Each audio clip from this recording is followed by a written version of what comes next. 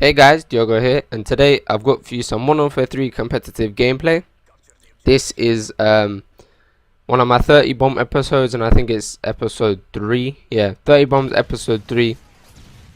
And in this gameplay, we're playing Lockdown CTF, and we're running with a team of me, Ryan Shaw, Philly for Life, and at the time was X Heron, which we unfortunately dropped and ended up picking up Iamati. And our fourth we run with is me, Philly for Life, Ryan Shaw, and Iamati. And if you haven't heard about it in the last episode, we are now sponsored by Horizon Esports. As you can see, there's an intro in the beginning of my video to do with them, and we thank them very much for sponsoring us. They've been really good to us, very nice to us, and we're hoping to do a lot for them in the future. So yeah, basically I just wanted to give you guys an update of what's going on and to post this gameplay.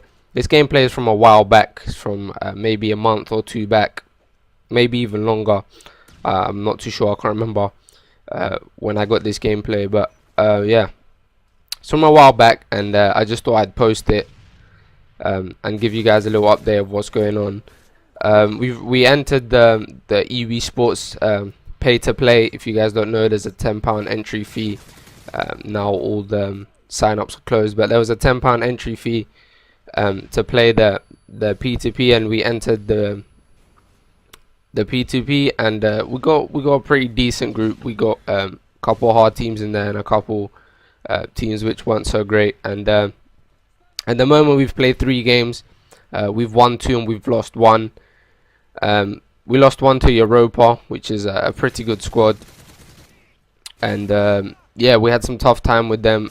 We did play them after getting back from a 3-day spell of not playing, and I think Matty had an injury on his hand as well. So not trying to make excuses, but we weren't 100% to play. We hadn't played for 3 days, and you know, Matty wasn't really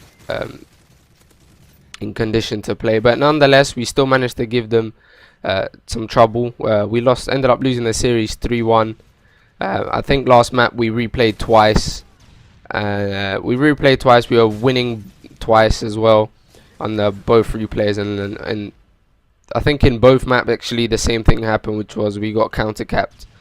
So like we capped it, and then as soon as we capped it we died, and they ended up getting the tie out of the game. And then third map, I think we were just drained out playing so many games and playing the same map like over and over again. So we ended up losing that. I think we didn't get hammered, but we ended up losing. And yeah. So yeah, that's basically the update. We entered the P2P, and we won 2 games, lost 1.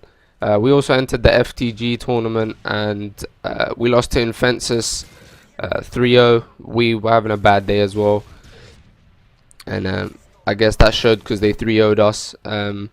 We lost to Skitlight 3-2. We actually beat them in both CTFs by a big number of flags, and then we ended up losing the 2 searches, and I guess we were a bit inconsistent, and we ended up losing Lockdown, which happens to be like the map where we end up losing most series and most games is Lockdown. For the FTG tournament against Skitlight, we lost on Lockdown. We beat them by a lot of flags on Dome and on Arcaden, but we ended up losing to them on Lockdown. For the P2P, we ended up tying both CTFs against Europa on Lockdown, and then we ended up losing on Lockdown again. Against Infensus as well, they beat us by quite a lot of flags on Lockdown. So Lockdown is our worst map by far. We don't win very many games on Lockdown.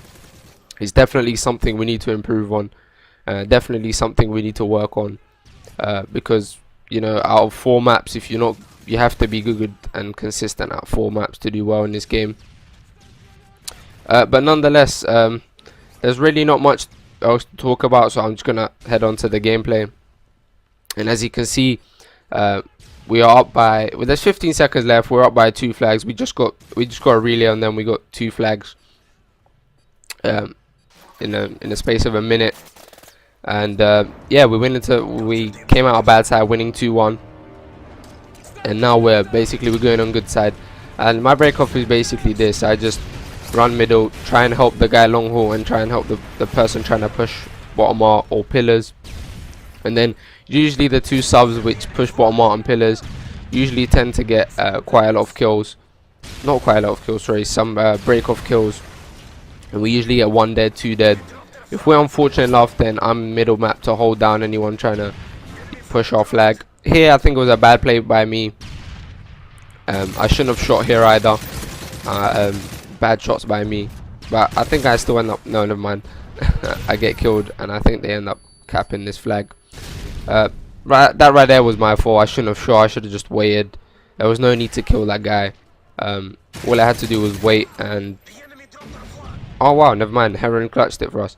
All I had to do was wait and I would have got that kill. And yeah, so bad play by me there.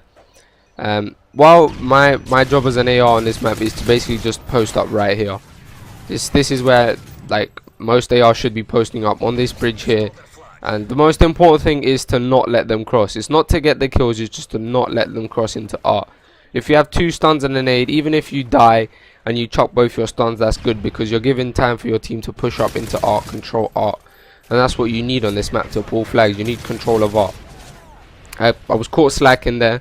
Probably should have been pre-aiming, and I paid the price for not pre-aiming. But nonetheless, I still think we get the flag.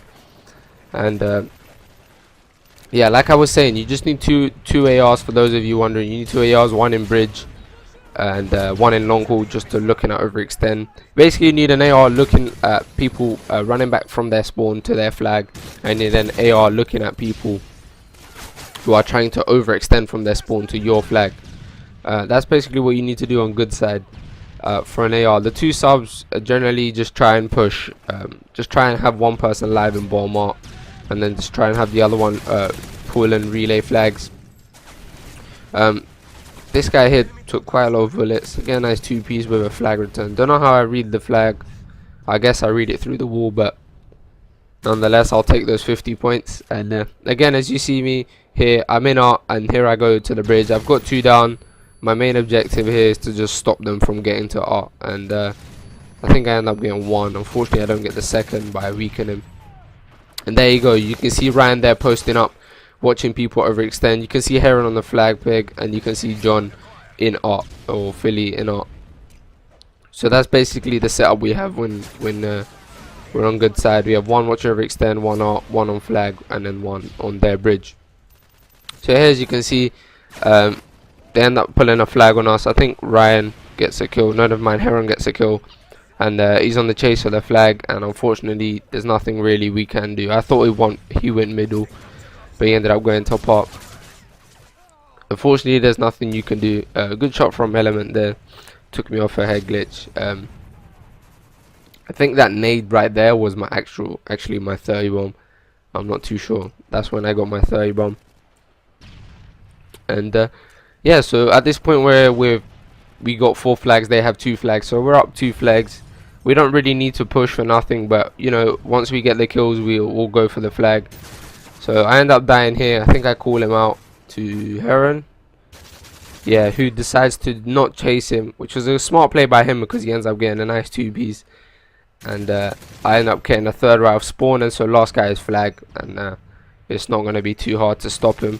I probably should have carried on pre-firing there, but I wasn't expecting a flag carrier to come back and challenge me, especially as he's last alive. I was expecting him to just gain as much ground as possible and just try and get his team to catch up to him.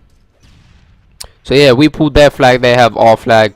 I think John comes up clutch, gets the kill, reads the flag, and we kind of lose some concentration here. There's a guy backstairs.